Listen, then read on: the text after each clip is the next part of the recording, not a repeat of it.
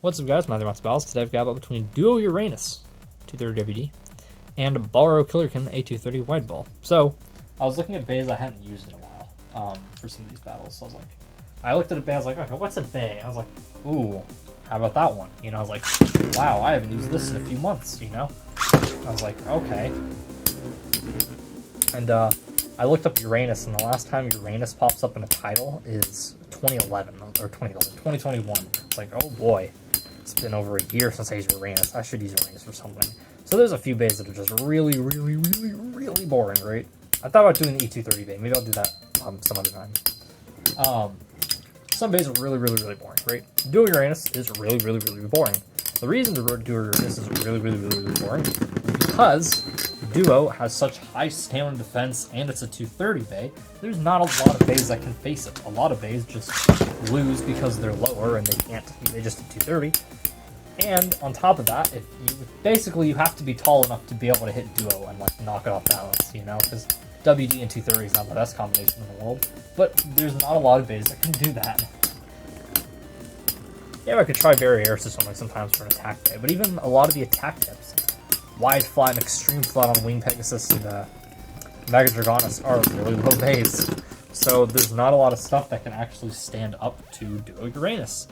So Duo Uranus ends up being a really boring bay. And I don't use it a lot. On top of that, there's a couple that are part of this category. What was it? I don't use the 0G base things because they're like not stock or anything really.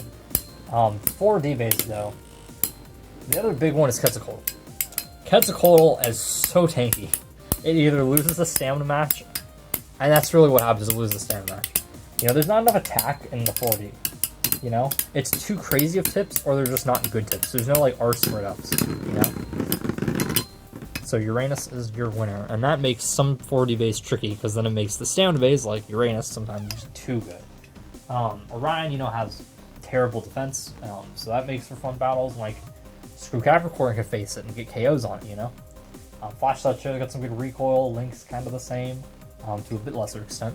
But Uranus is just nothing. You either get out stamina'd, or well, that's about it. There's probably a few things that can knock it out, but it's not a lot. It's not a big list. Dude's just really good, and same with Quetzalcoatl. It's just too defensive that it doesn't get knocked out, really, for stock battles. In a stamina match, you can do that. You know, it could be interesting. What can out-stamina Death Quetzalcoatl? Because Death does have pretty good stamina.